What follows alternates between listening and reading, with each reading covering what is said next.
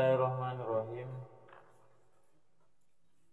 As-sifatu tsaminatu al-wajibatu lahu ta'ala al-iradatu. Adapun sifat yang ke-8, al-wajibatu yang wajib lahu ta'ala bagi atau dimiliki oleh Allah ta'ala, al-iradah ialah sifat iradah. Halaman 48. Nah, ketemu Isak? Cari daftar isi bab iradah.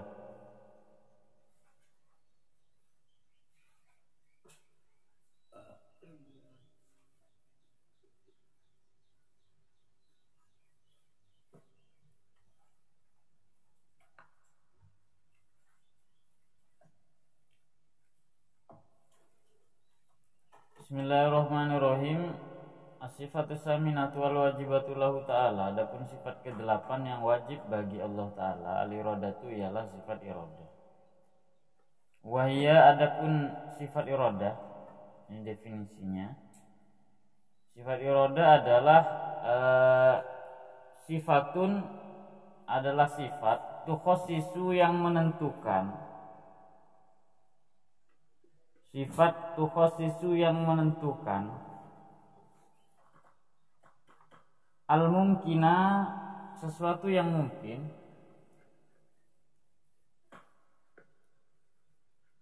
bi ba'di ma yajuzu alaihi, dengan sebagian kualitas, bi ba'di ma dengan sebagian kualitas, yajuzu yang boleh alaihi ada pada sesuatu yang mungkin tersebut.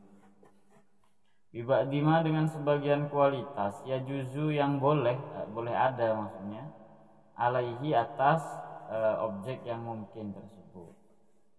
Ini definisinya cuma segitu ya, bisa kalian garis bawahi. Definisi sifat iradah itu adalah tukhossisul mungkin bi ba'di ma yajuzu alaihi, yaitu menentukan objek yang mungkin dengan sebagian kualitas yang boleh ada padanya. Contohnya fazaidun masalan, Zaid misalnya, yajuzu alaihi, boleh saja alaihi, yajuzu alaihi, boleh saja alaihi atas diri Zaid, atulu wal qasru, untuk memiliki sifat tinggi. Atulu apa sifat tinggi, wal qasru ataupun pendek. Nah, Zaid misalnya, Zaid itu kan boleh-boleh saja dia punya kualitas atau tinggi badan yang itu kategorinya adalah full, dia betul-betul tinggi, atau dia lebih pendek misalnya, itu boleh-boleh saja. Fal iradah, adapun sifat iradah, khossosathu bituli masalan, khossosathu menentukan apa sifat iradah, hu terhadap Zaid. Sifat iradah itu menentukan hu terhadap Zaid bituli, dengan sifat tingginya, menentukan bahwa Zaid ini kayaknya dibuat tinggi saja misalnya begitu. Wa amal kudroh, adapun sifat kudroh, wa amal kudroh, adapun sifat kudroh, fahiyat tubarizu tula minal adami ilal wujud. Sementara sifat kudroh itu dia tubarizu tula, yang merealisasikan atul tinggi itu, minal adami ilal wujud, dari ketiadaan menjadi ada, ilal wujud menjadi ada. Jadi sebagaimana sifat iradah itu artinya menghendaki, memilihkan sesuatu atau menentukan sesuatu, sifat kudroh berarti merealisasikannya. Makanya dua sifat ini, kudroh dan iradah, ini sama, ta'alluqnya sama. Kemudian kalian baca di yang paling bawah, di bawah, bagian bawah. Nanti setelah ini baru saya jelaskan. Paling bawah 2 baris, wal kudroh wal iradah sifatani. Setelah titik itu Ketemu Hasbi. Nah, kita baca wal qudratu wal iradatu sifatani qaimatani bizatihi ta'ala. Adapun sifat kudrah dan iradah, sifatani adalah dua sifat.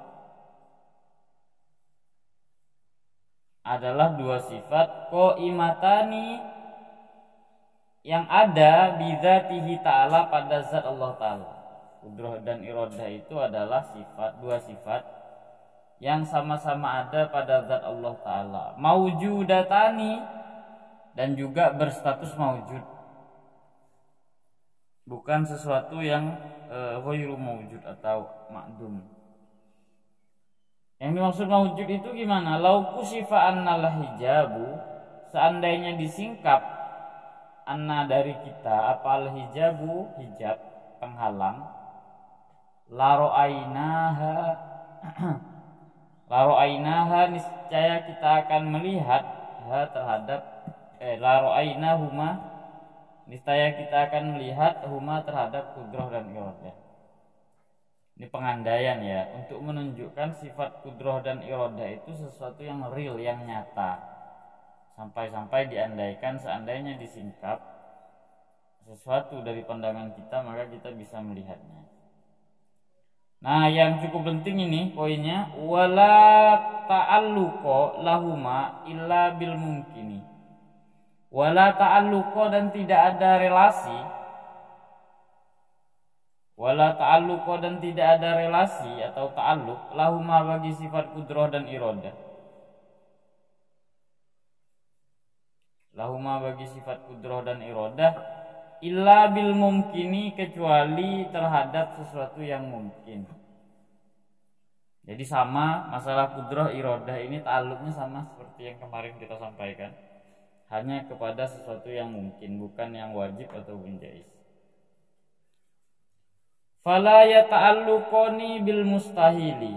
Fala yata'alluqani, maka tidak berta'alluq atau berrelasi apa sifat kudrah dan iradah. Fala yata'alluqani, maka tidak berrelasi sifat kudrah dan iradah bil mustahili, dengan sesuatu yang mustahil. Mustahil artinya apa, Udin? Menurut akal. Contohnya kasyariki, seperti sekutu bagi Allah Ta'ala. Dia tidak berta'alluq atau berrelasi dengan sesuatu yang mustahil. Seperti kasyariki, seperti sekutu. Tanazzahullahu ta'ala anhu. Tanazzahullahu ta'ala anhu. Tanazzaha, maha suci Allah Ta'ala, anhu dari syarik atau sekutu tadi.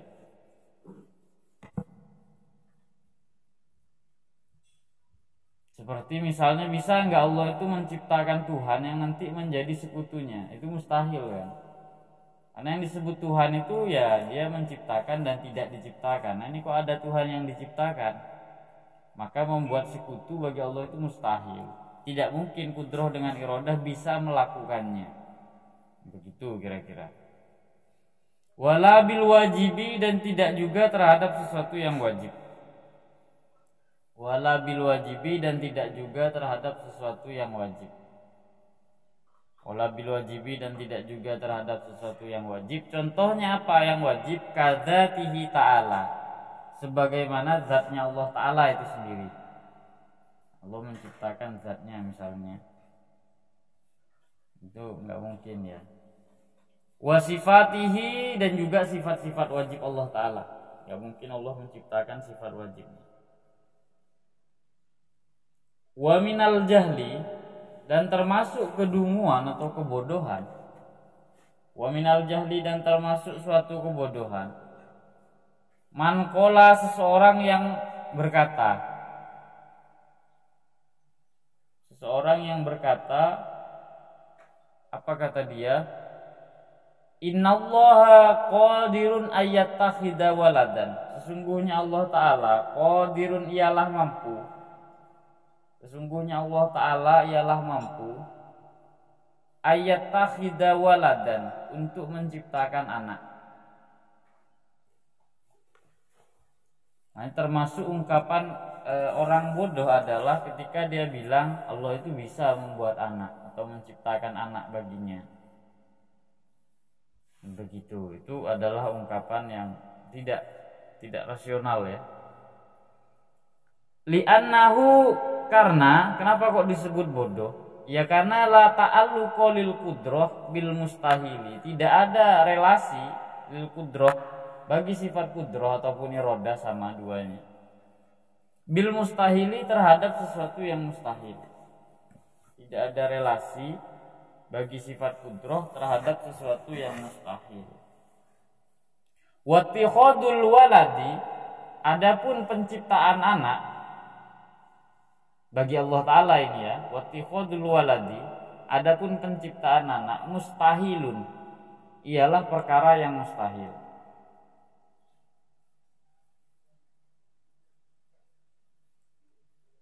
Wala yuqalu innahu idza lam yakun qadiran ala ittikhadil waladi kana ajizan.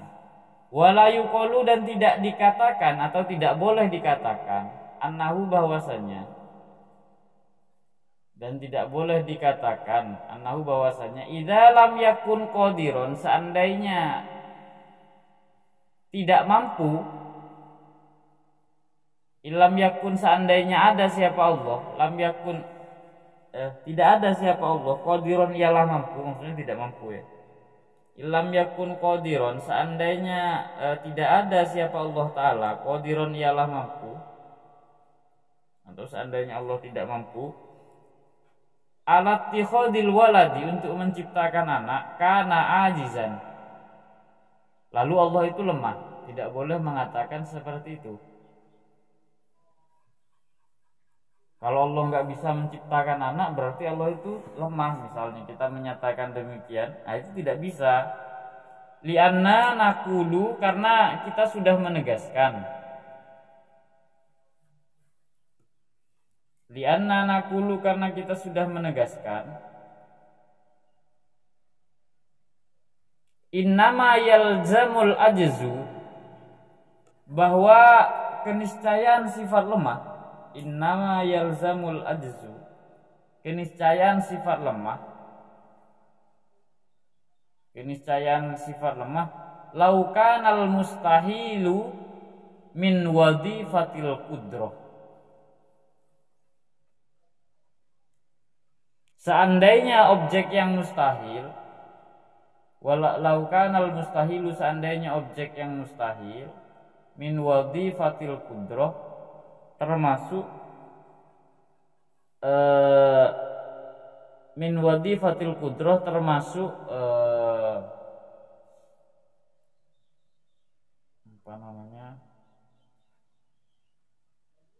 termasuk dari tugas sifat qudrah atau objek yang dikuasai sifat qudrah.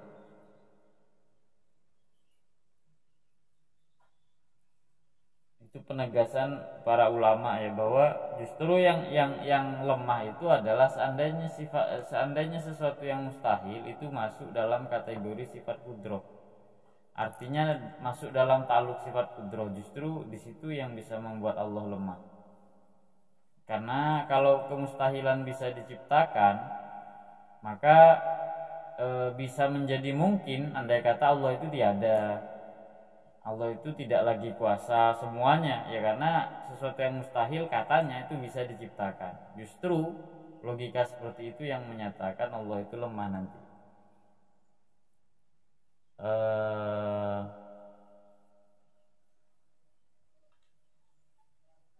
Walam tata'allaq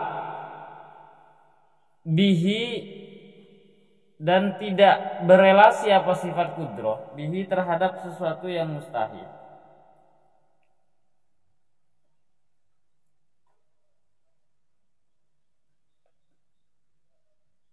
Dan tidak berelasi apa sifat qudrah bihi terhadap sesuatu yang mustahil. Ma'annahu laisa min wadifatiha, karena hal mustahil itu bukanlah tugas dari sifat kudrah.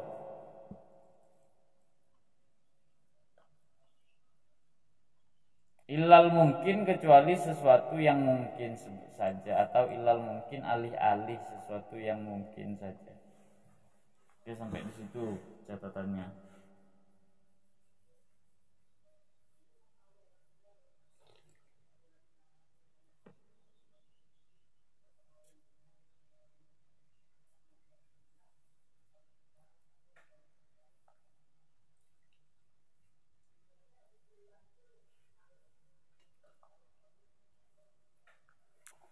Nanti kita jelaskan secara sederhana dulu untuk masalah definisi sifat kudroh ya secara umum. Kudroh itu artinya kehendak. Yang dimaksud kehendak itu berarti Allah menentukan sesuatu atau kualitas yang bisa dimiliki oleh objek yang mungkin. Itu yang disebut sebagai irodah. Ya irodah ya, artinya irodah kehendak atau ya kehendak kalau dalam bahasa kita kehendak. Kehendak adalah menentukan kualitas yang boleh atau sesuatu yang jais bagi objek-objek yang mungkin. Jadi objek yang mungkin itu punya beberapa kualitas, diantaranya dia bisa ada, bisa tidak ada. Nah, jadi relasinya masih sama dengan kemarin. Jadi irodah ini mirip dengan kudroh. Irodah juga sama, dia menentukan pada objek-objek yang mungkin, menentukan apanya, maya juzu alaihi. Yang ditentukan adalah beberapa potensi yang dimiliki oleh yang objek yang mungkin ini. Namanya maya juzu alaihi. Misalnya objek yang mungkin itu boleh ada atau dia boleh adam, dia tidak ada. Misalnya dia boleh ada di di masalah zaman, kemudian masalah makan, 4 berarti ya. Kemudian juga di masalah jihah, jihah ini artinya arah. Kemudian berbagai kualitas yang lain tentu saja. Ini setidaknya ya. Jadi ini yang disebut maya juzu alaihi. Zaman artinya waktu, kemudian jihah artinya arah. Setidaknya 6 inilah yang disebut sebagai biba'di ma yajuzu alaihi. Kualitas tertentu yang boleh dimiliki oleh objek yang mungkin ya. Jadi objek yang mungkin itu seandainya Allah mau menghendaki, boleh dia dikehendaki adanya atau ketiadaannya. Sama-sama dikehendaki ada, boleh jadi Allah menghendaki waktunya, kapan ya sesuatu ini akan diciptakan. Kemudian Allah menghendaki ruangnya, tempatnya di mana dia akan diciptakan. Boleh jadi Allah menghendaki jihah. Jihah itu artinya sisi ya. Jadi jihah tidak sama dengan tempat. Sisi itu yang dimaksud adalah perbandingan sesuatu dengan hal yang lain.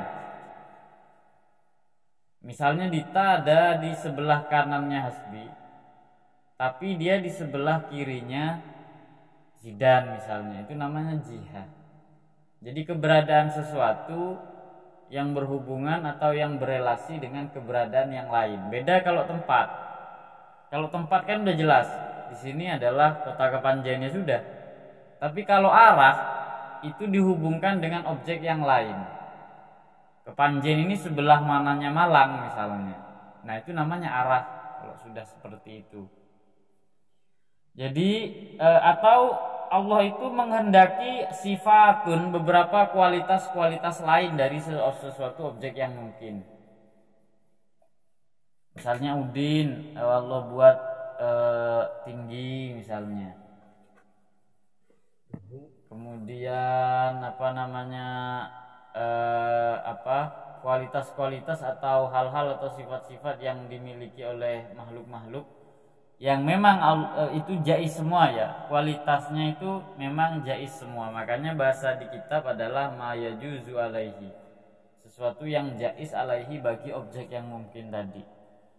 Ini yang dimaksud dengan sifat iradah. Jadi iradah itu menghendaki sesuatu yang boleh, sesuatu yang jaiz, diantaranya yang jaiz 6 ini, terhadap objek yang mungkin.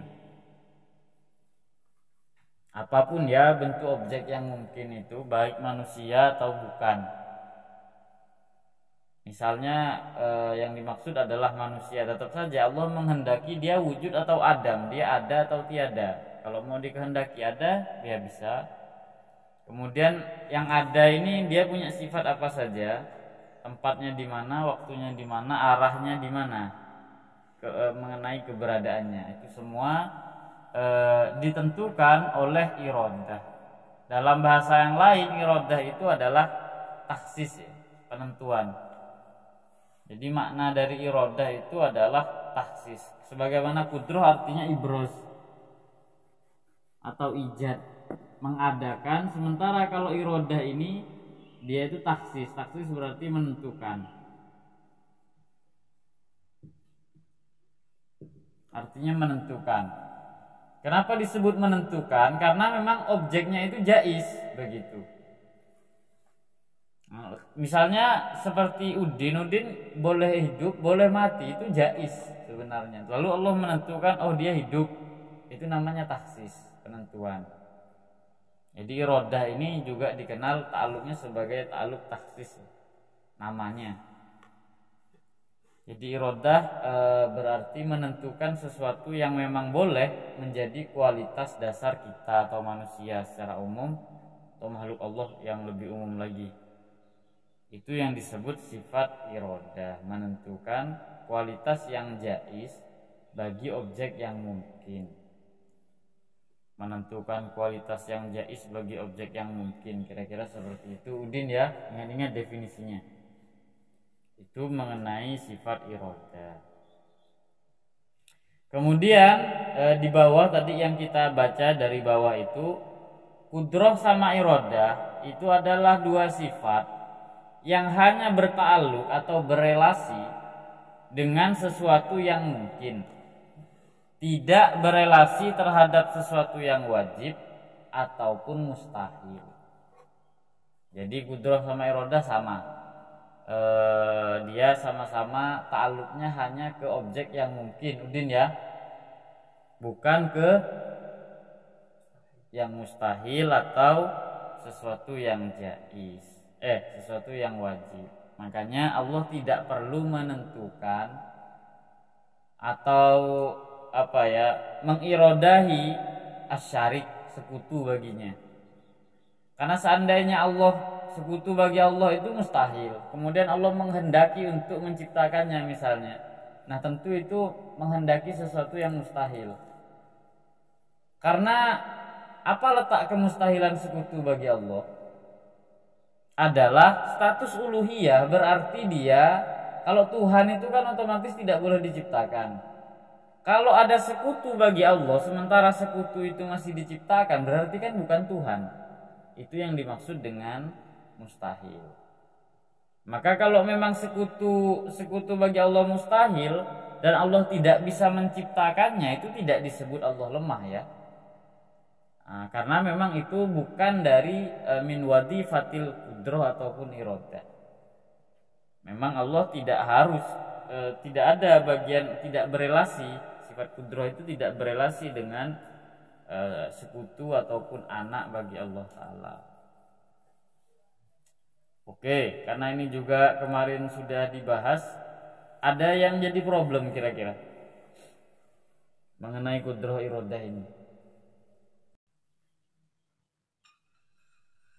Sebenarnya ada konsekuensi lanjutan ya dari sifat qudrah dan iradah. Di antaranya antonim dari sifat qudrah itu apa? Lawan dari sifat qudrah itu apa? Rohim. Ya, yaitu sifat ajaz, lemah. Sementara kalau antonim dari sifat iradah adalah karohah, artinya terpaksa. Kalian ingat itu ya. Jadi kalau kudroh antonimnya, lawannya adalah sifat ajiz.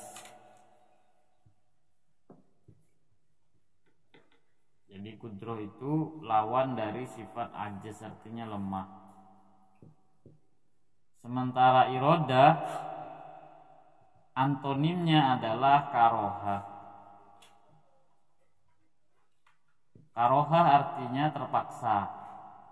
Kalau berkehendak berarti dia tidak terpaksa. Kalau dia terpaksa berarti dia tidak berkehendak, karena dia dipaksa. Begitu. Misalnya saya memaksa Dita untuk baca nadom misalnya. Nah itu bukan irodah berarti, tapi dia terpaksa.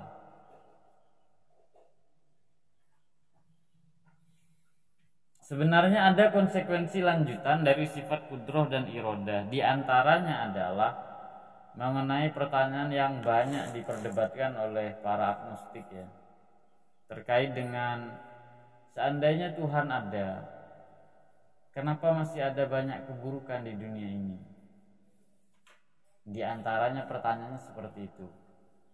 Jadi keberadaan Tuhan dihubungkan dengan berbagai macam jenis keburukan yang ada di dunia. Kemudian di antara yang lain, bagaimana dengan yaitu status azab atau lebih tepatnya musibah yang ditimpakan kepada orang-orang soleh. Itu kadang dihubungkan dengan keadilan Tuhan. Kalau Allah itu adil, kenapa orang-orang yang tidak melakukan kemaksiatan itu dapat bencana? Ini beberapa pertanyaan yang berhubungan sebenarnya dengan sifat irodah ataupun karohah. Pertanyaan-pertanyaan yang sederhana sebenarnya. Apa masalah kuasa masih?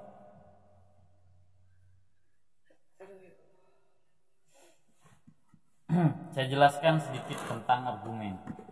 Argumen itu ada yang bersifat rasional, ada yang bersifat moral ya. Tidak sama argumen rasional dengan moral. Kadang kita sulit membedakan mana posisi kita harus menggunakan argumen rasional, mana posisi kita harus menggunakan argumen moral. Argumen rasional berarti pertimbangannya hanya akal. Argumen moral pertimbangannya adalah kepantasan, kesopanan, kebaikan, dan norma-norma yang ada lah. Itu namanya argumen moral. Contohnya, mungkin nggak Udin jadi pencuri? Menurut akal. Tapi menurut moral, masa udah mondok masih nyuri? Kan gitu. Nah ini yang disebut argumen moral.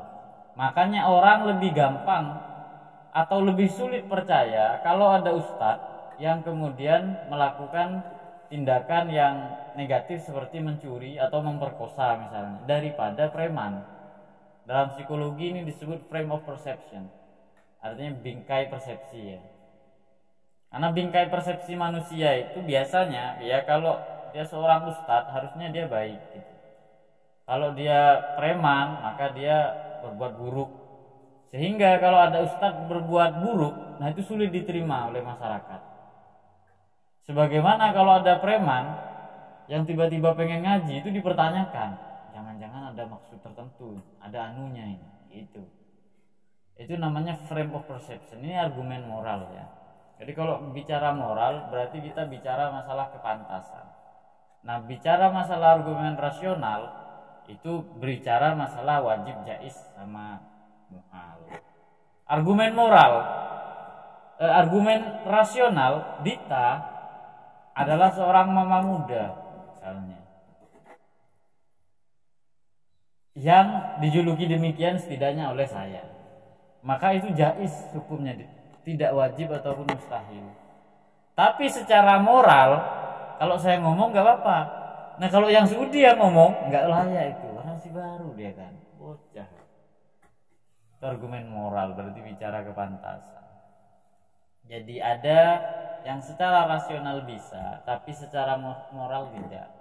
Ada yang secara moral itu tidak dan juga secara rasional tidak. Contoh untuk masalah ada kok sesuatu yang secara moral dia dianggap sulit diterima, tapi secara rasional bisa, yaitu mengatakan bahwa keburukan itu diciptakan oleh Allah Ta'ala.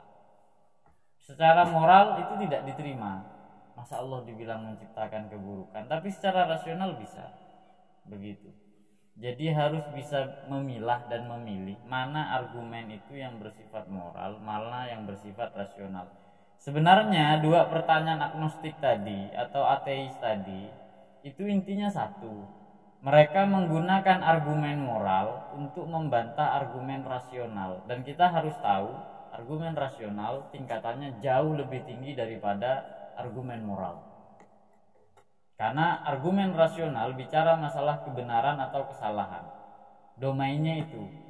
Sementara argumen moral itu bicara kepantasan. Begitu.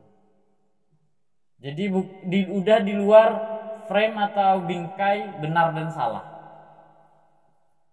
Jadi saya ingin menunjukkan kepada kalian betapa argumen moral itu sebenarnya keliru, dan ada kok bentuk atau cara kita tetap berakidah, berargumen rasional dengan kemudian menjaga etika atau moral kita.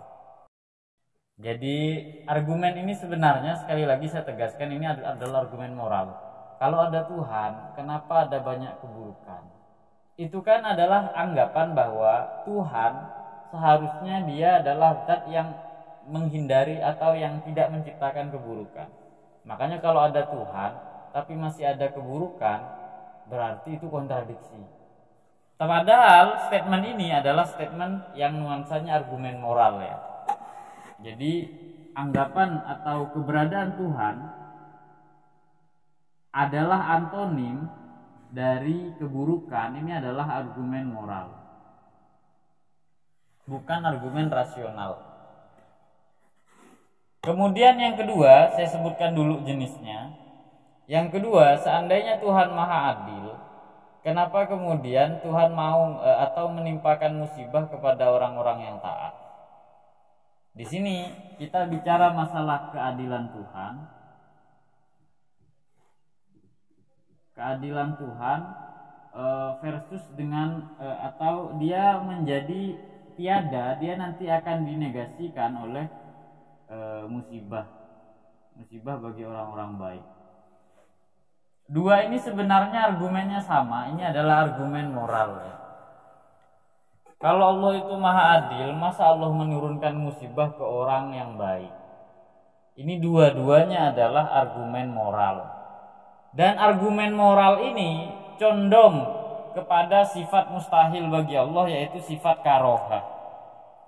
Yang mau saya sampaikan sebenarnya ini. Jadi untuk menjelaskan irodah, saya harus menjelaskan tentang karohah, paksaan.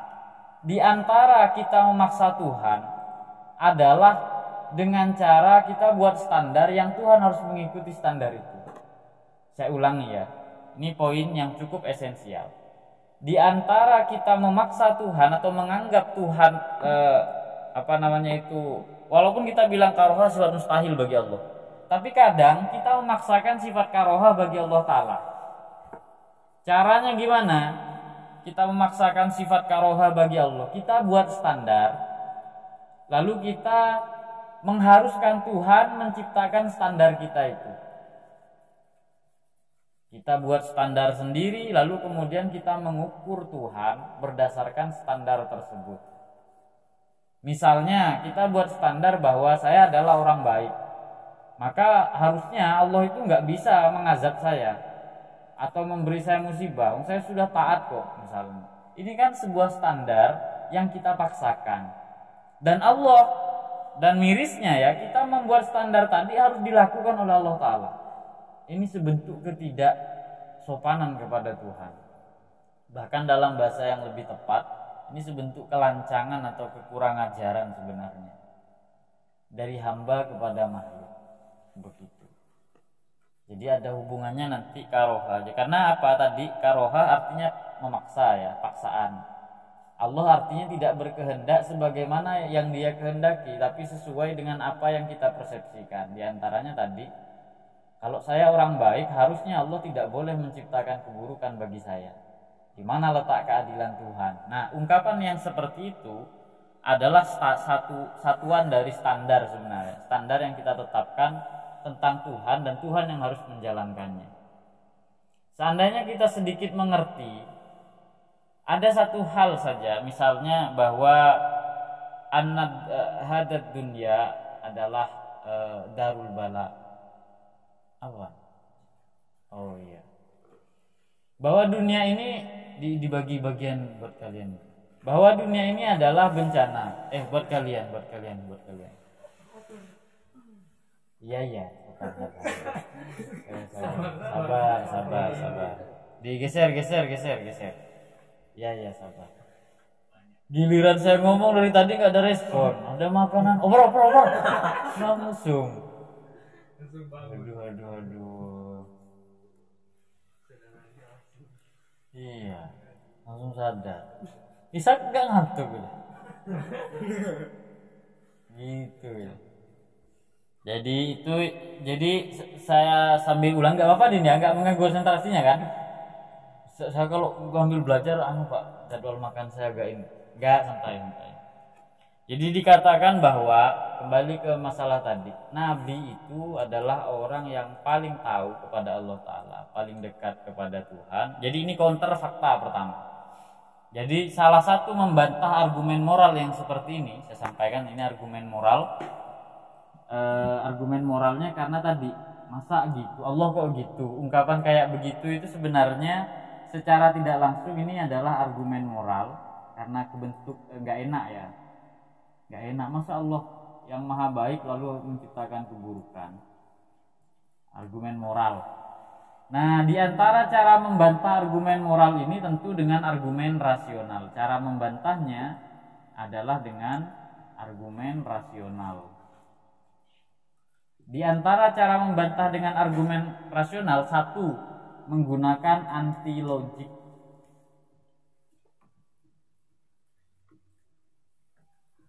Anti logik itu apa?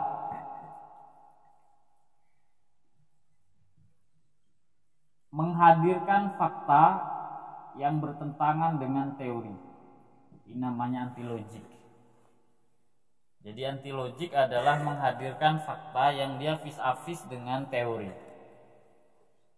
Jadi tadi itu kan teori, pernyataan bahwa Tuhan harus melakukan A, gak boleh Allah melakukan B, itu teori.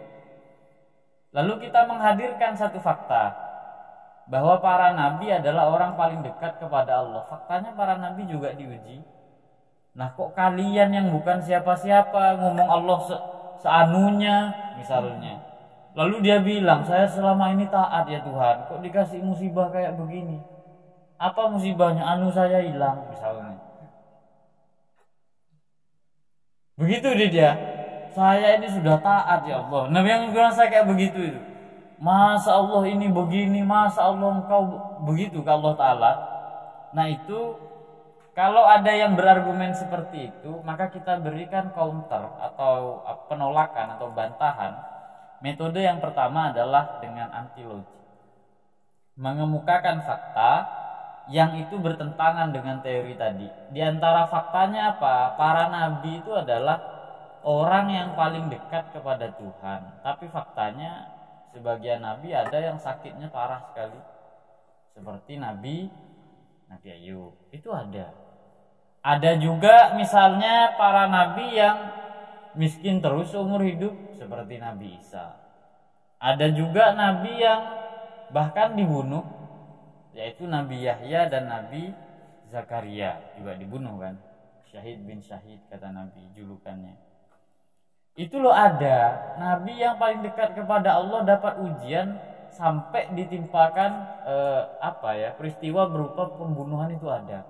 Lah kok kita yang sholatnya cuma begitu-begitu aja itu loh, dengan PD-nya bilang, ya Allah saya sudah sholat 5 waktu, walaupun gak wiritan misalnya, gak ada sholat sunnahnya juga.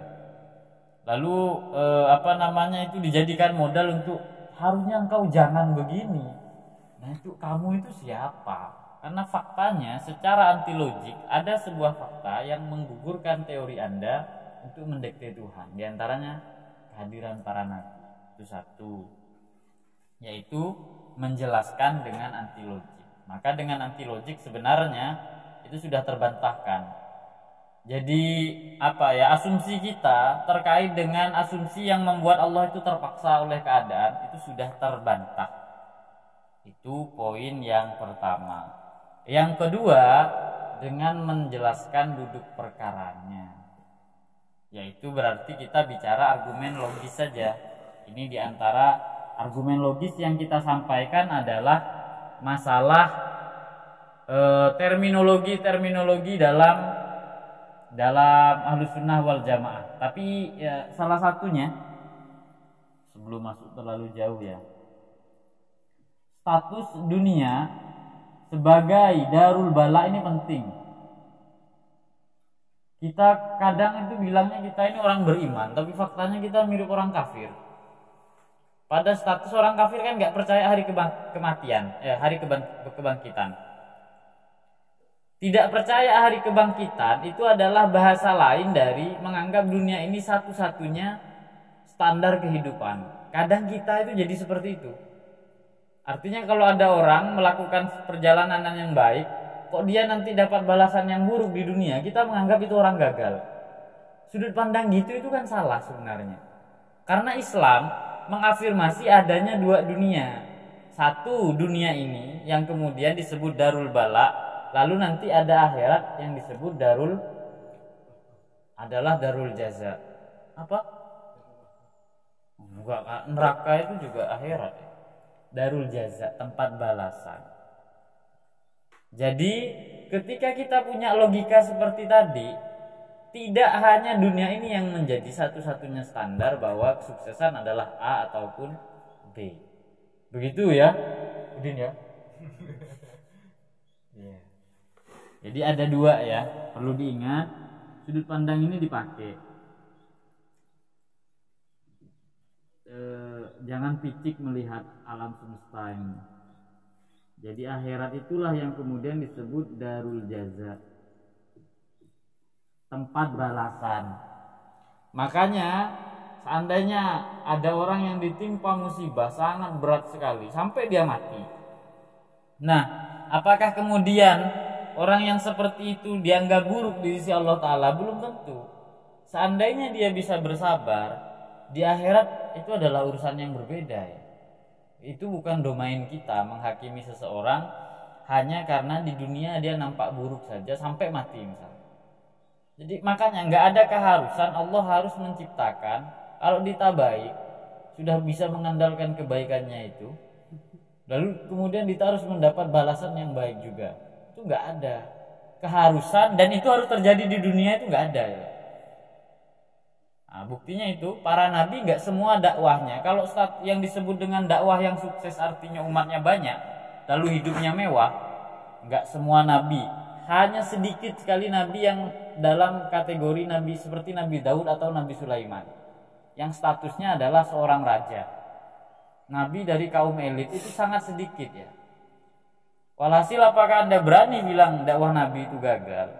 Kalau standar kita adalah kehidupan dunia, iya. Makanya kita itu udah percaya ada dunia, ada akhirat. Faktanya kita sering melihat sesuatu kayak orang kafir. Orang kafir itu gimana? Nggak percaya akhirat. Kalau nggak percaya akhirat, dunia menjadi satu-satunya standar. Nah makanya jangan suudzon sama Tuhan. Atau kalau lihat kehidupan orang lain yang sulit dan lain sebagainya, jangan buru-buru menjadi Tuhan dengan cara menghakimi mereka. Nah, jadi standarnya orang beriman itu harusnya punya konsep dunia dan akhirat, jangan cuma pakai satu. Itu masalah tadi. Kemudian untuk penjelasan yang lain, saya sebenarnya masih belum masuk ya di persoalan inti, tapi saya ingin menjelaskan, mungkin besok saya sambung saja untuk masalah karohah dan hubungannya dengan yang ini. Cuma saya mau menjelaskan terakhir, istilah terakhir ini. Artinya kita masih bisa melakukan counter nanti argumen rasional dengan mendatangkan anti logik. Kemudian dunia adalah darul bala dan akhirat adalah darul jaza. Bukan satu-satunya itu cuma dunia saja. Selain itu ada yang juga cukup penting menurut saya, memahami istilah. Ini belum masuk ke varian yang ketiga, tapi karena ini masih bicara masalah darul jaza dan darul bala, istilah yang perlu teman-teman bedakan adalah, saya sudah sampaikan dan sering saya sampaikan di forum, tidak sama antara taklif dan satunya apa? Hah? Apa? Satunya apa? Taklif ini artinya apa?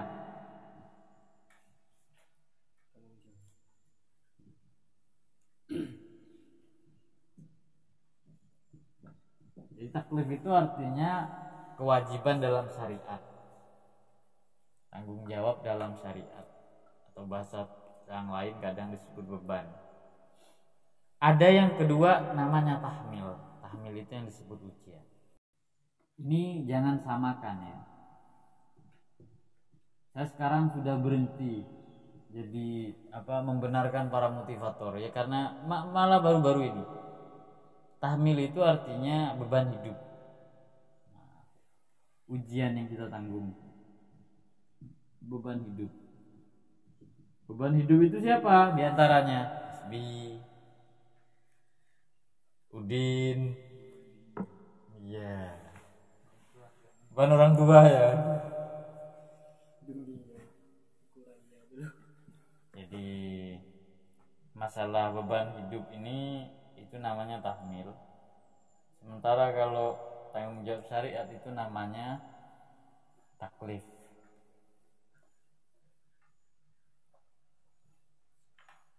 Saya sekarang sudah saya sampaikan secara jujur bahwa saya sudah tidak mau mengikuti jalan motivator. Motivator itu sering menggunakan ayat yang gak pas. Saya anggap itu benar karena memotivasi. Lama kelamaan saya mulai mikir dan saya gak setuju aja wis, saya jadi mutakalimin aja. Bahkan tadi malam saya ngobrol dengan paman saya, ada di rumah, ngobrol banyak hal, lalu saya cerita mengenai taklif dengan tahmil dan ketidaksetujuan saya dengan para motivator. Terus ditanya, kamu tahu ini dari kapan? Ya udah lama memang. Terus kok baru disampaikan sekarang? Ya karena tak pikir dulu motivator itu benar. Nah, karena niatnya baik. Ternyata niat baik gak cukup, kadang menyesatkan. Sering kita itu dikasih bacaan yang itu sebenarnya gak pas. Ketika ada orang kena ujian lalu dikatakan Tuhan tidak akan memberikan ujian di luar batas kemampuan hamba. Begitu Udin kan? Sampean juga termasuk yang ngomong gitu. Nah itu orang bodoh. Yang istighfar itu kayak orang pintar saja.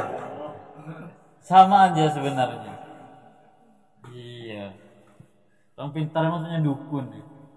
Ayatnya adalah la yukallifullahu nafsan illa usaha. Saya dulu membenarkan masih metode ini. Yang ditanya itu tahmil, yang dibaca ayat taklif. Redaksinya lo jelas. La yukallifullah, Allah tidak akan memberikan taklif nafsan kepada seorang hamba illa usaha, kecuali yang dia mampu.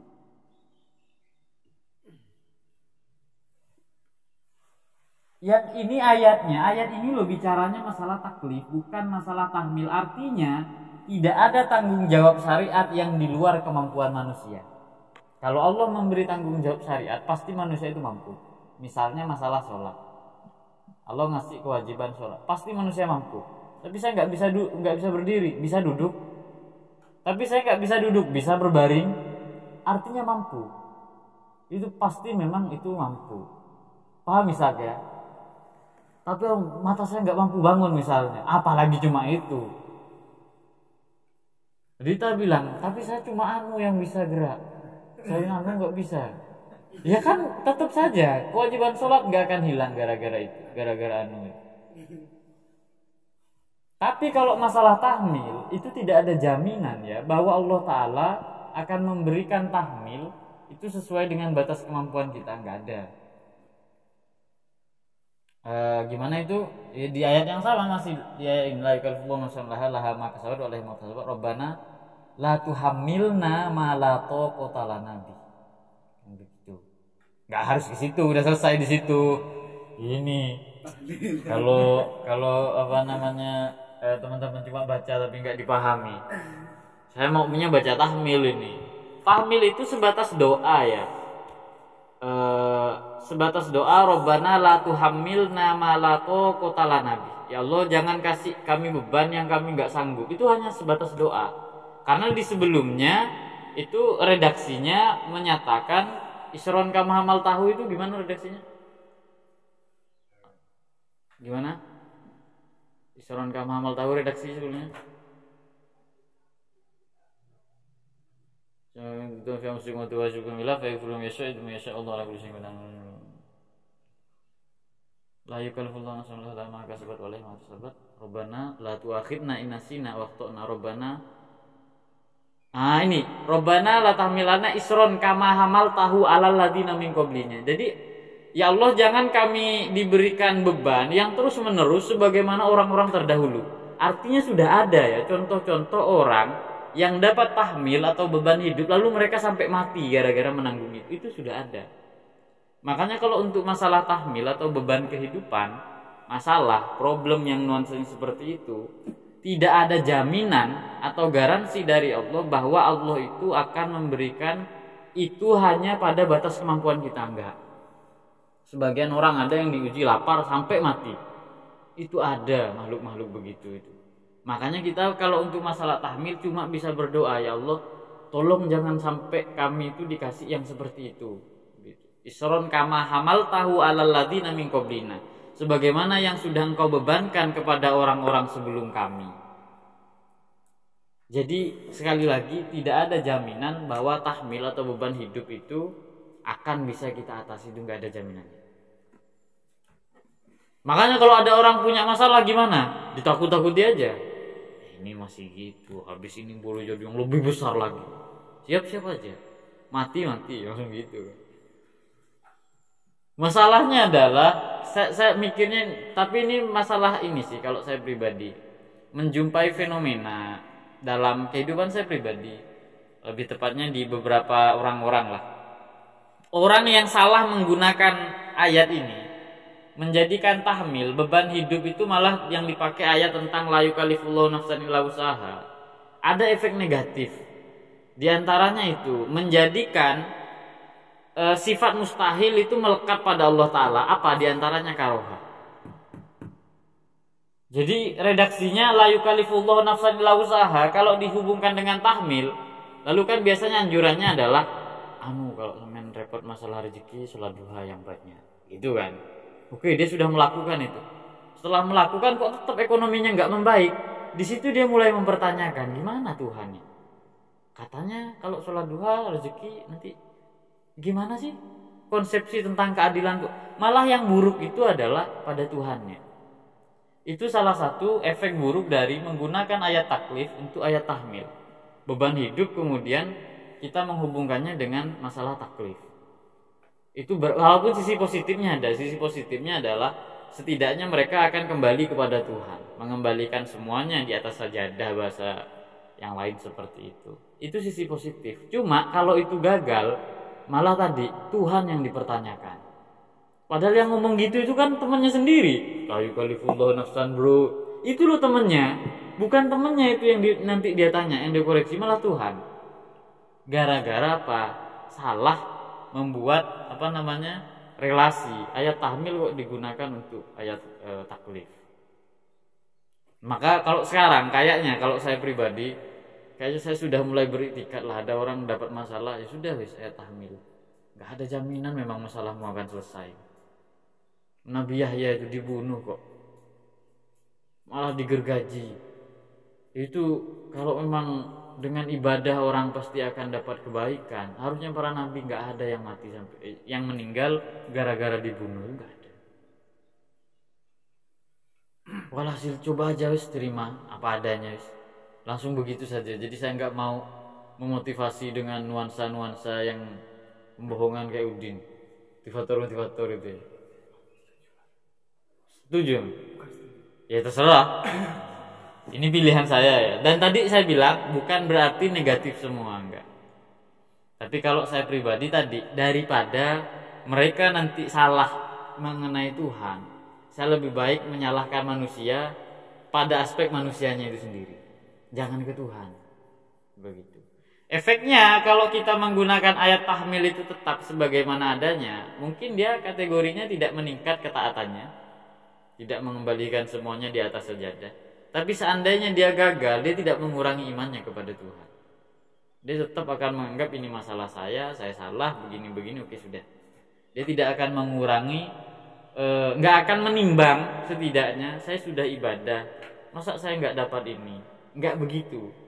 Karena sudut pandang seperti itu dikatakan oleh Syekh Said Fauda adalah penyebab pertama katanya. Penyebab pertama orang itu suudzon billah. Setelah itu, jadi awalnya suudzon kepada Tuhan itu sederhana loh ya. Boleh jadi ada lihat orang lain lebih baik dari kita. Lalu dia mulai mempertanyakan. Hasbi misalnya. Dia belajar enggak, ini enggak, tapi kok hidupnya kayak lebih nyaman. Kata Dita. Kok saya sampai harus lembur, harus open BO apa untuk hidup, sekedar bertahan hidup. Hasbi enggak, padahal Hasbi juga enggak ada berbuat baik apa-apa, ibadahnya biasa misalnya. Itu awalnya begitu, melihat kenikmatan orang dan membandingkannya dengan kenikmatan kita. Lalu kemudian muncul perasaan tadi bahwa orang lebih baik daripada kita.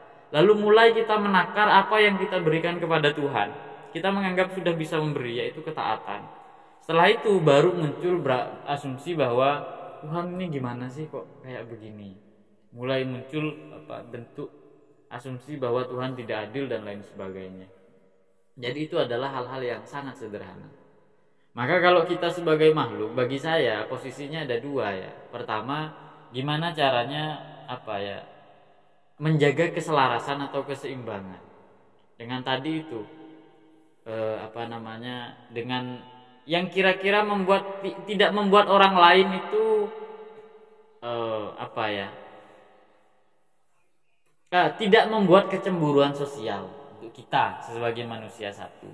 Yang kedua, kalau kita adalah bukan orang yang dicemburui secara sosial, setidaknya kita memperbaiki konsep bahwa Allah itu menciptakan apapun sesuai dengan yang Dia kehendaki, bukan di persoalan ibadah kita. Sekali lagi, bukan karena kita ibadah lalu Allah menciptakan kita A, yang lain B, bukan karena ibadah. Nah, kalau dua itu sudah ada dalam pikiran kita, secara sosial kita menjaga kecemburuan itu, kemudian secara personal kita tidak lagi menimbang Allah dengan amal, begitu. Dengan cara mengandalkan kebaikan atau apa yang seperti itu, enggak. Nah, kalau itu sudah ada, ya insya Allah kan terjaga. Maksudnya terjaga dari sesuatu yang paling buruk yang saya pikir dalam hal ini adalah ketika menyifati Allah tidak sesuai dengan sifatnya. Karena dalam Al-Quran kalau Anda perhatikan, ungkapan bahwa mereka menyifati Allah tidak sesuai dengan sifatnya hanya disematkan kepada dua orang. Satu orang musyrik, yang kedua orang kafir. Ma qadarullah haqqa qadri. Mereka tidak mampu menilai Allah sebagaimana yang seharusnya. Atau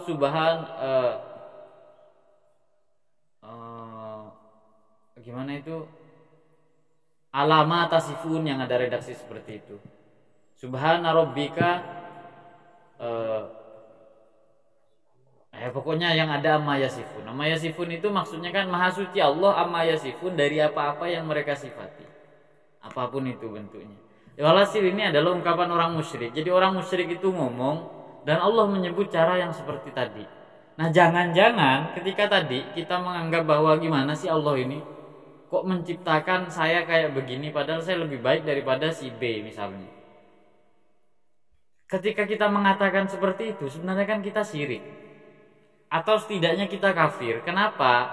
Sifat mustahil kok kita nisbatkan ke Allah Ta'ala. Katanya menurut hukum akal Allah itu wajib punya sifat iradah, berkehendak. Tapi dalam faktanya kita malah mengatakan Allah harus karoha, sesuai dengan kehendak saya, tidak sesuai dengan kehendaknya. Makanya kita seakan bisa mendikte Tuhan. Nah, itu kan kita melakukan satu pelanggaran yang berat, yang mana penyifatan kita kepada Allah masuk dalam kategori, kalau bukan masuk kategori musyrik ya kafir.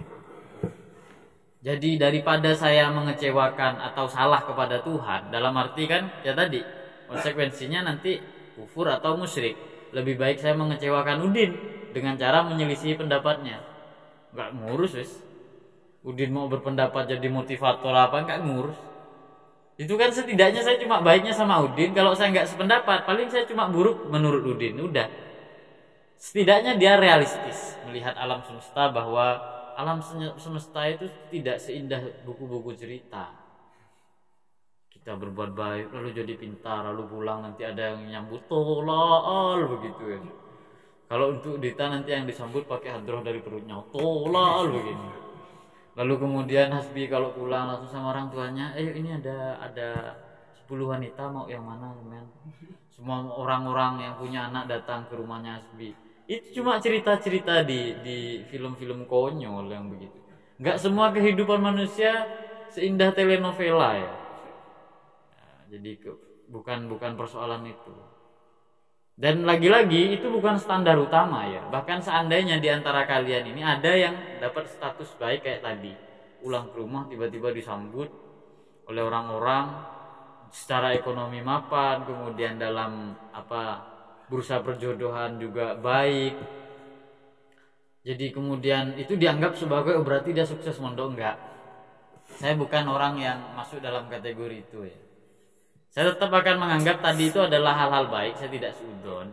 Tapi kalau itu dijadikan satu-satunya standar, saya tidak sepakat. Begitu. Itu menyelisihi apa yang saya tahu. Jadi di antara niat saya itu kenapa kok atau bagaimanapun harus senang sama ilmu. Di antaranya adalah saya tetap meyakini ilmu itu lebih berharga daripada yang lain. Yang kedua, karena dia berharga, tidak setiap orang sanggup bahkan menilai harganya. Enggak semua orang sanggup menilai harganya. Anda kalau misalnya pakai katakanlah mobil Ferrari, ke orang-orang kampung, lewat di orang-orang kampung, gampang sekali itu. Kalau ditanya ini mobil mahal apa murah, gampang itu. Bedain mana mobil yang murahan dengan mobil yang mahal, sangat gampang. Ditang cuma nyentuh gini, wah bisa saya masang open BO gitu Mas. Sangat gampang membedakan antara mobil mahal dengan mobil murah, yang orang bodoh pun bisa. Tapi kalau pengetahuan enggak setiap orang sanggup menilai atau menakar harga dari pengetahuan. Itu hasbiyah. Ya karena memang pengetahuan sesuatu yang mahal dan dia tidak bisa dinilai oleh orang-orang murahan. Paham?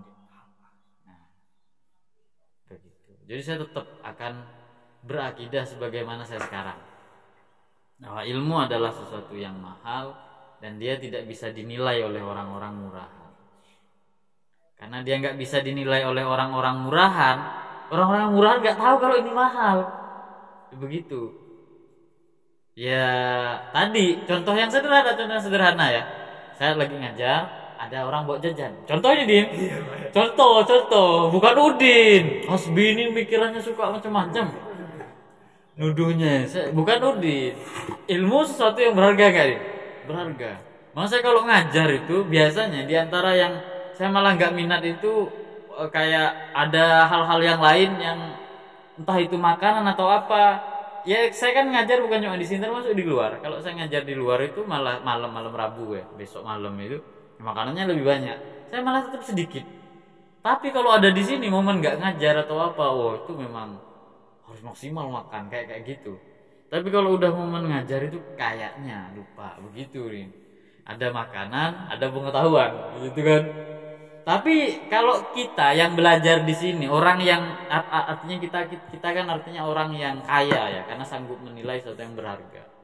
Saya anggap kita ini bukan orang murahan. Kalau Udin kan langsung mikir, saya harus makan jajan ini. Ini contoh kalau Udin harus makan jajan. Kenapa? Biar saya nggak ngantuk Pak. Saya harus ini maksimal dalam menyerap ilmu. Kan gitu kan dia? Iya. Kalau orang lain di luar sana boleh jadi, wah yang penting makan. Gitu. Ngaji mau selesai langsung selesai nggak apa-apa kan gitu. Ada orang di luar sana Din. Oh yang di sini enggak. Mereka itu pasti, ini kalau saya makan pasti semangat. Ishak nggak ngantuk kok langsung begini deh. Ya betul kata Udin tadi, suruh giliran kan, suruh dioper katanya. Ishak langsung begitu. Jadi kayak langsung saya siap langsung begitu. Iya iya iya. Jadi itu tetap harus ada itu spirit. Entah kita jadi orang alim atau tidak ditakdir sebagai orang alim, sudut pandang tadi jangan sampai dirubah ya. Makanya diantara hal yang bagi saya itu sangat melukai perasaan kalau saya pribadi adalah ketika orang lain menilai ilmu itu dengan materi. Saya sangat tersinggung secara pribadi, sangat tersinggung. Apalagi sampai pernah suatu hari saya pernah waktu itu ada teman ngundang Pak Dovir nggak bisa. Lalu ada teman lain yang bilang minta tolong ke Mas Nafis saja, dia santai kok, jadi dihubungi kapanpun bisa. Jadi mau besok acara sekarang juga nggak apa-apa begitu. Nah saya dengar omongan itu langsung saya tolak undangannya. Nggak peduli Pak Dovir tapi nggak bisa disuruh, nggak peduli nggak. Kalau kamu maksud saya begini, saya nggak ada problem dengan masalah saya nyantai atau apa, tapi tolong jangan sepelekan kalau Anda mau belajar. Saya tersinggungnya itu di situ, bukan di persoalan nanti berapa sih bayarannya, apalagi sampai ditanya begitu. Wah itu betul-betul saya usir. Itu diantara hal-hal yang saya pikir tetap ada, karena sesuatu yang bisa dihargai dengan uang pasti itu murah, pasti itu murah. Sesuatu yang nggak bisa dihargai dengan uang itu yang mahal bagi saya. Dan ketika tadi itu sesuatu yang bagi saya nggak bisa dihargai kemudian harus dinominalkan, nah itu saya betul-betul sangat kecewa. Saya pikir itu adalah pandangan saya pribadi awalnya. Artinya saya agak sentimen memang di masalah itu. Sampai suatu hari saya pernah menjumpai Pak Dovir dihubungi oleh temannya, minta tolong untuk nulis buku biografi. Nah, di Bali waktu itu posisi temannya. Terus Pak Dovir bilang saya masih sibuk, tapi kalau memang ada tim yang nulis saya nanti bantu untuk menyelaraskan teksnya. Jadi kalau memang saya diminta tolong saya tetap bantu, cuma mungkin gak maksimal karena saya agak sibuk. Lalu orang itu bilang, kalau buat begituan itu bayar berapa sih Pak, katanya. Langsung sama Pak Dovir itu diblokir nomornya. Saya tahu karena beliau cerita sendiri ke saya. Artinya Pak Dovir memang betul-betul dalam keadaan sibuk, bukan di persoalan bayaran sebenarnya. Kalaupun Anda mau membayar itu apa ya? Kalau dalam fikih kategorinya itu hadiah, begitu loh.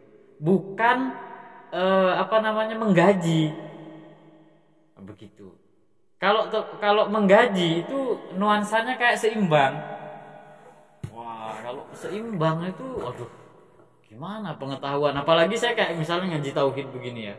Lalu misalnya ada orang yang mau ngaji tiba-tiba langsung nanya masalah harga. Nah, satu pertemuan itu berapa? Sampai cari guru yang lain saja wis. Kalau masalah Anda mau memberikan itu sebentuk hadiah, saya menghormati. Ilmu ini oke. Kemudian Anda memberikan sebagai hadiah bukan sebagai menilai pengetahuannya, sehingga ada problem dengan itu. Nah, di situ penting saya pikir orang-orang yang berpengetahuan juga menjagalah menurut saya, menjaga marwahnya ilmu. Ya kalau semua orang berpengetahuan artinya seenaknya orang yang punya harta, nanti gimana dengan nasib ilmunya? Setidaknya kan mikir itu, bukan mikir kitanya. Ya oke lah kalau kita sendiri, siapa sih kita, nggak berharga, oke. Tapi gimana kalau nanti yang disepelekan adalah ilmu? Begitu Udin ya. Makanya salah satu alasan saya dulu merokok itu saya pernah ada teman dari Surabaya itu yang ngaji, dia ngajinya 3 kali 1 minggu. Maksudnya dia sore kesini, malam minggu, Sabtu sore dia datang, jadi ngajinya malam minggu, nanti pagi subuh, hari minggunya subuh sama minggu nanti agak siang, habis itu dia pulang. Seminggu kayak begitu. Nah dia itu selalu kalau kesini, terutama di awal bulan, bawa uang, ngasih uang ke saya. Saya bilang jangan, sampean kesini itu dari Surabaya udah jauh. Dari Surabaya kesini itu udah jauh. Untuk uang, untuk inilah banyak lah yang harus. Kalau masih ngasih uang, aduh, saya nggak bisa nerima. Walaupun saya tahu dia bukan menggaji, dia itu memang sebagai hadiah begitu. Karena dia minta sesuatu dan saya kebetulan bisa membantu, saya membantu dia. Cuma saya pribadi nggak enak. Nah begitu, biasanya bertiga, berempat, ya antara 2 bertiga atau berempat beberapa teman itu. Walaupun yang inten atau yang minta itu 2 orang, tapi biasanya ngajak teman yang lain. Akhirnya saya waktu itu merokok. Setiap hari Sabtu saya beli rokok itu. Karena saya kalkulasi, kalau uang dikasih 50.000 itu kan kecil. Nominal 50.000 itu sangat kecil. Apalagi untuk 1 bulan sekali dikasih 50.000. Tapi kalau merokok, mereka itu ngasih 2 bungkus rokok itu lebih murah. 2 bungkus rokok, saya ingat waktu itu saya ngerokok, saya nyoba rokok kan nggak enak. Rokok pertama yang saya coba itu adalah Red Bull, yang isinya 20 itu ya. Nah, dulu masih harga 15.000. Jadi saya mengkalkulasi itu, kalau orang ini ngasih saya rokok Red Bull, katakanlah 15.000, 2 bungkus saja 30.000. Itu sudah sama daripada dia harus ngeluarin uang sejumlah 200.000. Jadi lebih baik saya ngerokok. Makanya saya hanya ngerokok Sabtu Minggu. Saya ngerokok. Dan itu berjalan mungkin sekitar setengah tahun atau 1 tahunan. Habis itu anaknya berhenti, saya tetap merokok. Jadi begitu. Itu bukan karena saya ini ya, nggak butuh uang atau ini, bukan persoalan itu, enggak. Cuma ketika ada hubungan tadi, saya khawatir sekali pengetahuan yang saya miliki kemudian dikalkulasi dengan materi. Saya nggak mau membuat orang lain celaka dan saya tidak mau merendahkan derajat pengetahuan. Makanya tetap harus tahu diri, jaga posisi begitu.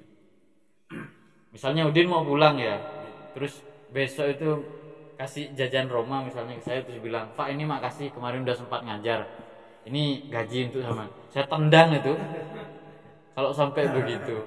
Kalau dia nggak ngomong apa-apa masalah ngaji kan nggak ada problem. Tapi kalau dia bilang, ini Pak gaji kemarin, udahlah gajinya cuma segitu, mending kalau 10 juta itu kan saya tetap usir dia, tapi uang saya ambil. Kalau kayak cuma Roma ya kan lebih baik saya beli di sini kan. Iya, gua cuma 1. Udah gitu gua gelas yang kecil lagi itu. Iya, terus dia bilang, Pak terima kasih selama ini sudah mengajar, ini gajinya. Saya tendang betul itu orang kayak begitu. Jadi itu sebentuk tadi, intinya sama-sama menjaga. Saya juga belajar gitu. Ke guru saya juga sama. Tetap ya, spirit pengetahuannya tetap harus ada. Cuma masalah kebenaran, kalau untuk masalah yang Udin tadi beda pendapat dengan saya di masalah tahmil atau taklif, saya persilahkan teman-teman juga sama memilih. Cuma tadi saya sudah beberapa lama memilih untuk kalau ada orang kena masalah, saya kasih ayat yang nuansanya ya la yukallifullahu nafsan. Itu kayaknya itu benar. Sampai di beberapa hari ini, beberapa hari terakhir ini, saya mulai merenung, iya ya. Ini efeknya baik untuk manusia, tapi kadang bisa buruk nanti.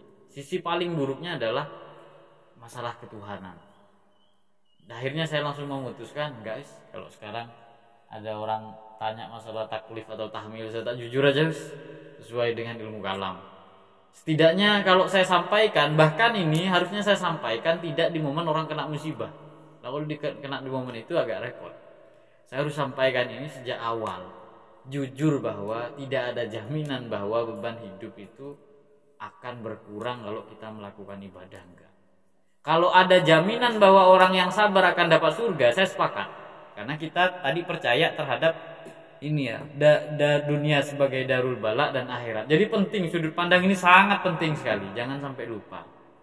Makanya kalaupun nanti kita gagal menghadapi satu persoalan, dengan cara kita sabar, kita masih punya harapan. Dan tidak menganggap dunia ini sudah selesai. Begitu. Jadi masalahnya tetap malah makin banyak dan runyam. Tapi kalau bersabar, siapa tahu Allah di sisi Allah itu nilainya agung sekali. Kan kita udah ngaji hikam yang dikatakan bahwa boleh jadi kamu akan mendapati minal mazid fil faqoh, sesuatu yang berharga dalam kondisi kita faqoh yang kamu tidak akan jumpai dalam puasa dan sholat. Kan kita udah ngaji hikam itu. Maksud saya, boleh jadi kalau ngomong pahala ya, pencapaian pahala kita ketika sabar saat ditimpa musibah itu jauh lebih besar daripada pahala menjalankan ketaatan yang memang nggak terlalu taat-taat amat itu. Puasanya ya gitu-gitu aja Dit ya. Selalu. Nah itu misalnya begitu Dit. Jadi kalau tadi sekali lagi itu opsi kalian mau jujur terkait dengan masalah tahmil atau taklif. Yang jelas saya sudah sampaikan sekarang. Jadi kalau kalian mau mengeluh masalah persoalan hidup ke saya, jangan berharap sekarang kalian sabar, nanti ini Allah tidak akan menguji hambanya. Itu bullshit. Jadi kalau Udin langsung mengeluh, Pak saya aduh itu baru DP Din, abis ini banyak lagi masalahnya. Tak takut-takutin gitu sekalian. Setidaknya kan dia sudah, berat, ternyata besoknya selesai masalahnya. Minimal kan itu. Karena prinsipnya bagi saya sih kalau dalam masalah perencanaan, kita harus merencanakan yang terburuk walaupun berharap yang terbaik. Itu konsep rencana. Rencana itu harusnya memenuhi dua hal tadi. Dalam masalah rencana, persiapkan hal yang paling buruk. Tuh, gimana ya? Misalnya Hasbi mau pulang. Ketika mau pulang itu, gimana kalau di rumah ternyata nggak ada orang jualan korek? Lalu dia memborong korek dari sini, persiapan misalnya untuk nanti 1 bulan. Kan merencanakan yang terburuk kan, walaupun berharap yang terbaik. Yang terbaik ya di rumah ternyata sudah disediakan semuanya. Itu harapan tetap. Nah, yang disebut planning bagi saya itu merencanakan yang terburuk, memikirkan yang terburuk, tapi kita berharap yang terbaik. Itu baru rencana. Kalau cuma menghayal itu semuanya baik. Sehingga nggak usah ngapa-ngapain, semuanya terlaksana. Ya gitu nanti. Kalau kita hanya merencanakan mikir yang buruk-buruk semua, nanti kita putus asa levelnya. Dan kita nggak akan sanggup itu menyelesaikan masalah tersebut. Di rumah saya diusir masyarakat, saya jadi sampah. Bahkan jadi kotoran warga misalnya kan. Nanti begini, itu semua dipikirkan tanpa harapan, maka dia putus asa. Akhirnya dia nggak berani pulang atau menghadapi realitas. Makanya tetap 2 tadi itu dalam bahasa agama itu disebut khauf raja. Kita mempersiapkan yang terburuk tapi berharap untuk yang terbaik. Itu berarti kita punya rencana. Begitu Udin ya, berharap yang terbaik. Oke, 1 saja pertanyaannya. Karena saya malas. Sudah selesai ngajinya. Besok apa pertanyaannya? Yang mana?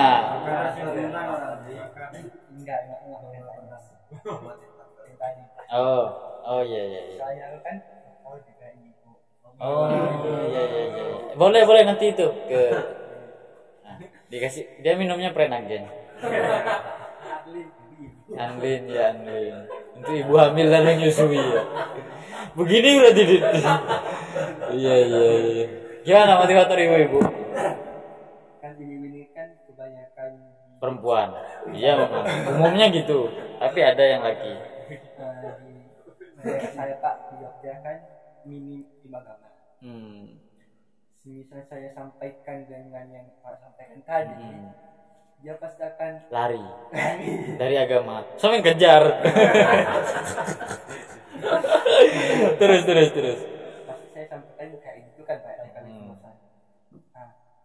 Bagaimana caranya kita menyampaikan itu di antara itu sama cara solusi dengan tahmil atau taklif itu caranya enggak dominan ke taklifullah dan tahmil dan tahmil dua-duanya gitu. Oh iya saya nggak berhadapan dengan ibu-ibu, itu satu jawaban saya.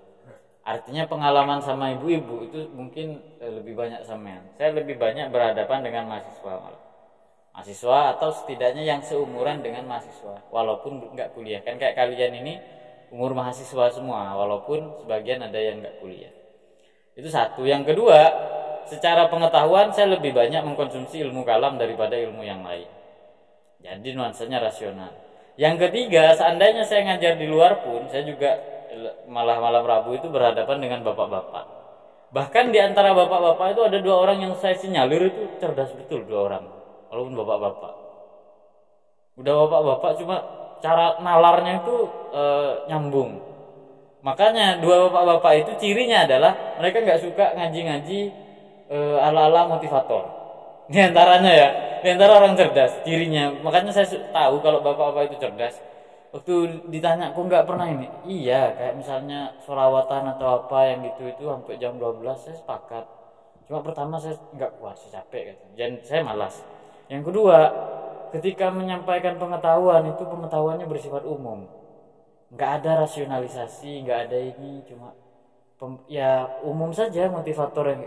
Nah saya yang gitu itu kurang tertarik katanya. Walaupun saya tidak akan menganggap itu buruk, tapi saya butuh penjelasan yang lebih begitu. Oh, berarti kan bapak-bapak itu memang filosof tapi nggak jadi, gitu kan. Dulunya dia punya kesempatan mungkin. Nah itu walhasil untuk masalah sampean bagaimana menengahi taklif dengan tahmil itu persoalan sampean. Saya bukan penceramah, jadi kalau saya disuruh untuk memberikan bungkus kayak beginian ini, yang bungkus yang lebih elegan yang bisa diterima, saya malah tidak pakar. Jadi saya tahu betul bahwa pengetahuan yang saya miliki kadang itu berbeda dengan kebutuhan masyarakat. Jadi kelasnya memang saya nyari kelas yang limited edition memang. Allahumma ja'alna minal qalilin itu doa saya yang jujur itu. Ya Allah, jadikan saya termasuk orang yang sedikit, golongan yang sedikit. Maksudnya karena saya yakin bahwa di Quran kan sulatun minal awalin wa qalilun minal akhirin. Ciri dari orang-orang yang muqarrabun kan ada 3 katanya, ashabul yamin dengan ashabul mas'amah, kok ashabul kahfi sih, atau ashabus shimal ya. Di surat Waqiah itu loh kan yang terakhir adalah al-muqarrabun, orang-orang yang dekat dengan Tuhan. Nah cirinya itu sulatun minal awalin, dia 3/4 ketika di era-era awal di masa-masa Nabi, tapi dia wa qalilun minal akhirin, dan dia akan sedikit sekali nanti di zaman akhir. Makanya dalam pengetahuan saya tak cari ilmu yang limited edition. Kalau ilmu itu enggak begitu dibutuhkan sama masyarakat, saya tidak akan direpotkan oleh masyarakat. Mikirnya saya gampang. Aduh disuruh misalnya ini waktunya ada orang mati dipakaikan baju kan gitu ini. Kafan maksud saya. Saya bilang nggak tahu, saya nggak punya pengalaman. Pak Mudin saja misalnya. Kan dia nanti yang kena tugas. Ya sudah, saya bisa nyantai-nyantai. Waktunya ngerokok, jadi nggak terganggu.